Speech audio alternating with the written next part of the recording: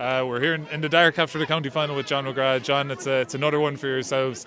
Talk me through that one. It was a game that kind of ebbed and flowed all over the place, but you got over the line in the end. Yeah, I think you nailed it there. Particularly the second half, I suppose it was kind of one team we kind of got a couple of early scores maybe and a bit of a fortuitous goal, and they came back at us and maybe something similar at the other end. But you know, it was kind of an evening where it was just trying to limit mistakes and try and take the best options with the ball you could.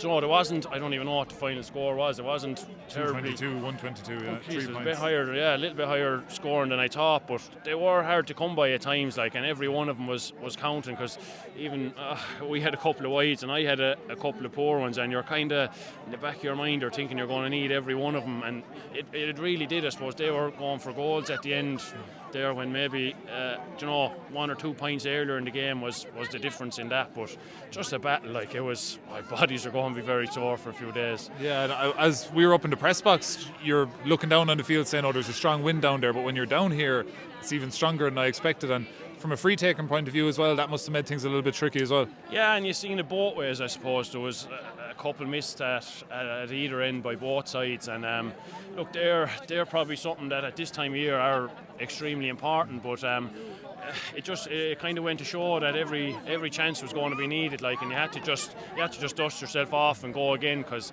you couldn't give any time dwelling on that. And we just kind of, there was a nice spread of scores for us today, which was huge. Yeah, I think you had 10 different scores out there, which is massive, as you said. For yourself, I think, is that county title number 4 in the hurling. Doesn't get any worse, does it? No, geez, you couldn't beat days like this.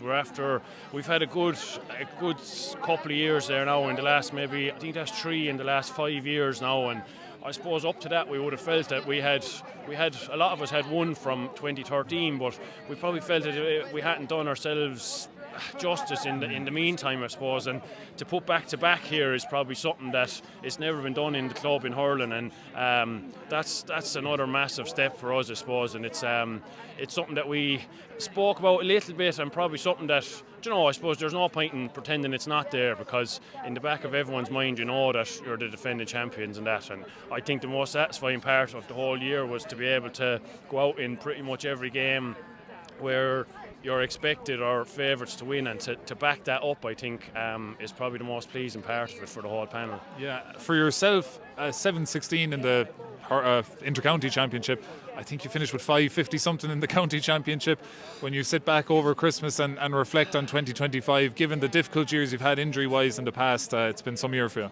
Yeah, hopefully the winter won't be too long. I suppose we have another couple of games to go, but look, I suppose the last since maybe a little bit on from this time last year, the last 10-11 months has just been mad in some ways, I suppose. The club side of things, the last couple of years you used to be at this end of things and been stuck in it, but I suppose the other side of things with Tipp, hadn't been used to being involved as much in the last couple of years as I'd like. So you just want to be stuck in the games, like to be playing games pretty much consistently for the last 6-7 months, I suppose, is probably the bit that I enjoy the most, and it's probably the bit I'm most pleased about, to be staying fit for them all, but to be, when you're playing, the teams are playing well and being successful, it's just, you can't beat days like this and years like this, I suppose, the way this one has gone so far. Yeah, you don't have many things left to achieve. Maybe Munster is something you can look at now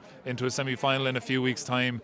You've no football, so you can just focus on the hurling now, and I think it's November 16th, so you've a few weeks yet, but that'll be the next goal. Yeah, it will, I suppose, and it's, like you said, it's actually it's the first time I've going to play in Munster Club hurling that we have in Munster Club football to play. So look, I don't know whether that's going to be a good or a bad thing for us. It's just going to be different for us. We've been used to all through the Tipp Championship playing every week, but look, we'll dust ourselves off in another couple of days, and look, it's something we'd obviously like to progress or maybe challenge better than we have done before, but like I said, that's for another day to think about. A few good nights, Eddie, before that. Yeah, please God.